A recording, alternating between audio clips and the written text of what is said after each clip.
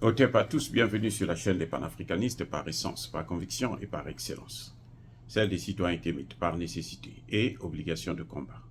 Nous sommes une chaîne qui n'est guidée que par nos ancêtres et rien que par les ancêtres qui appartiennent à l'égrégore du monde noir.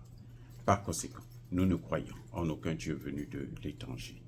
Toutefois, cette vidéo n'est aucunement destinée à inciter à la haine ou à la violence, car nous menons un combat qui est d'abord et avant tout spirituel, intellectuel et démocratique. Ensuite, il est politique, géopolitique et géostratégique, contre l'impérialisme, le colonialisme, le néocolonialisme et l'endocolonat, qui sont tous qualifiés de crimes contre l'humanité. Nous menons ce combat sur la base du principe fondamental que nous avons hérité de nos ancêtres kémites, qui est celui de la Mahat, c'est-à-dire solidarité, vérité et justice.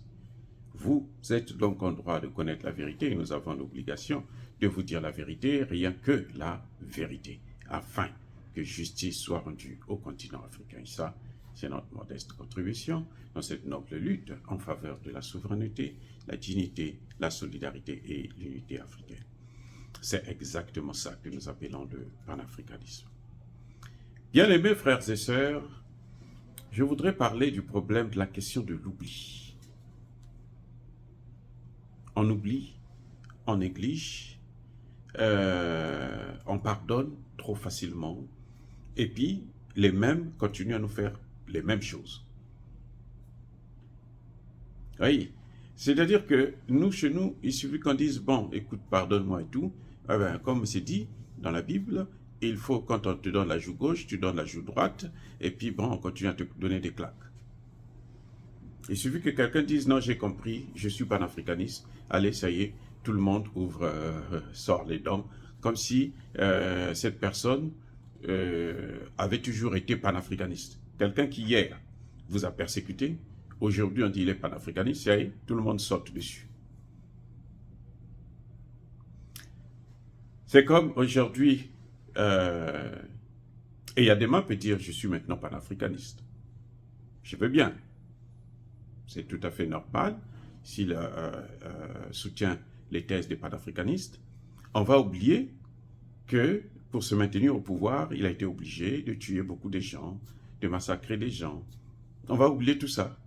Donc ceux qui sont morts là, c'est comme si ce n'étaient pas des gens. Ça, c'est un problème que nous avons. Je veux prendre le cas de deux grandes personnes qui se disent maintenant, qu'on considère comme étant des panafricanistes. Hein? Vous avez le journaliste Alain Foucault, qui quitte RFI après 31 ans de service, de bons et loyaux services à la France, qui se passe pour un panafricaniste. Tout le monde claque les mains. Ah, bravo, c'est bien, il est avec nous. Personne ne se dit, mais attendez, ce même là, Alain Foucault, quand il interviewait nos dirigeants, les présidents africains, mais les présidents africains devaient trembler quand ils sont devant lui. Ils devraient hurler, ils devraient se dire, mais attendez, parce que quand Alain Foucault se mettait devant eux, c'était comme si c'était lui le président. Lui, il avait le privilège, lui, il travaille avec les Occidentaux. Il travaille avec la France-Afrique, il travaille pour la France-Afrique. Donc, il est une haute personnalité. Eh oui. Ce même Alain Foucault, vous ne l'avez jamais vu avec Mitterrand, avec Chirac, avec et même Emmanuel Macron. Et pourtant, il travaille pour eux. En tout cas, il travaillait pour eux. Mais je pense qu'il travaille toujours pour eux. Aujourd'hui, hein, l'un des rares qui a su lui mettre à sa place, c'est le premier ministre malien, Choguel Kokala. Quand il est venu, il a voulu faire le gros dos, comme d'habitude, mais Choguel lui a donné les faits. En lui présentant les faits seulement, il était confus. Alors qu'il connaissait bien ce que Choguel disait. Il connaissait bien les faits. Maintenant, il est en mission. Les gens oublient que, bon, ça y est, c'est fini. Vous savez, quand on travaille pour la France-Afrique, là, on ne sort jamais. Écoutez bien. Lorsqu'on travaille pour la France-Afrique, on ne sort jamais. En tout cas, pas vivant. Tu ne peux pas te les servir pendant 31 ans. Ils t'ont donné tous les secrets. Tu connais leur démarche, tu connais tout ce qu'ils font, et puis on te laisse partir comme ça, sans attendre quelque chose d'autre de toi. Non, moi je ne crois pas à cette imbécilité-là. On le laisse partir parce qu'il a une autre mission. Et il faut se poser la question, pourquoi Alain Foka ne part pas chez lui au Cameroun? Il préfère aller s'installer au Togo. Ah, il préfère sauver les Togolais et puis laisser mourir les Camerounais. Mais il y a des raisons. Il est dans les médias. S'il part au Cameroun, il aura affaire à des gens comme des chaînes comme Afrique Média. Et il ne peut pas faire la concurrence avec eux parce qu'eux, ils sont dans le vrai. Et lui, il est dans le faux. Et il vient au Togo. Il est où? Il est en Afrique de l'Ouest. Dernièrement, il est allé rencontrer Assimi Goïta. Il dit qu'il a quitté RFI à cause d'Assimi Goïta, parce que la mission d'Assimi Goïta, sa cause est juste. C'est faux, archi faux sur toute la ligne. Il faut être fou pour tolérer des bêtises comme ça. Vous voyez, c'est le baratin pour endormir Assimi Goïta. Parce que c'est le même qui demain, ben, il faut se rapprocher. Tu ne peux pas frapper quelqu'un quand il est loin de toi. Il faut se rapprocher, il faut le reconnaître, il faut le fréquenter, il faut être proche de lui. Chez nous, on a toujours dit que c'est ton propre parent qui te trahit. Donc, pour arriver à le trahir, il faut d'abord se rapprocher de lui. Et pour ça, on ne le fait pas avec le vinaigre, mais avec le miel. Alain Foka s'attaque maintenant à la jeunesse africaine. Il va dans les universités. Comme il a l'argent, lorsqu'il organise une petite fête et une conférence, à la fin, vous avez un repas, vous avez un truc comme ça. Ben, les jeunes qui sont affamés par leur gouvernement depuis très longtemps, vous croyez qu'ils vont faire quoi? Ils vont courir. Mais pour aller laisser leur âme, bien sûr. Parce que quand vous regardez les propositions, je n'ai jamais vu de proposition aussi ridicule que celle de la dernière proposition de Mansa, où on dit il n'y aura pas de président, on va mettre un collège de sages. Même dans nos sociétés, nous on n'a pas connu la présidence, la royauté avec les Occidentaux. Non, nous on avait déjà des royautés. On avait déjà des royautés.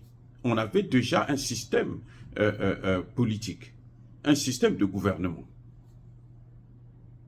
Eh oui, ce sont les Occidentaux qui sont venus prendre chez nous et qui ont modifié, qui ont transformé, et ils disent que maintenant, nous, on ne connaissait rien, c'est eux qui connaissaient tout. Et bon, ça, c'est l'histoire, c'est comme tout le monde le sait. Donc, pour moi, il doit être encore en mission. En tout cas, c'est fort probable. Parce qu'on ne quitte pas la France-Afrique comme ça. Non, c'est pas vrai. Il ne faut pas croire. Et vous allez voir que les mêmes, là, ils dénoncent rarement les questions essentielles de CFA, de souveraineté, de force militaire, de présence militaire. Jamais. Le cas de Guillaume Soro, c'est pareil. Il reste toujours en mission. Il est en mission. Et les Africains, les panafricanistes, hein, ceux qui se disent, qui pensent qu'ils sont plus panafricanistes que le monde entier, eh bien, ils ouvrent les dents parce qu'ils se disent que non, oh, Guillaume Soro va le sauver, c'est Guillaume Soro qui va libérer la Côte d'Ivoire. C'est pas vrai. Ce n'est pas ça. Si Guillaume Soro se tait, on le voit, là où il est, là, au Niger, comment regardez le discours de Tiani, il a pointé du doigt ouvertement à la France. Il a posé le problème du CFA. Il a posé le problème de la présence militaire. Là, nous savons que nous avons affaire à un panafricaniste. Eh oui.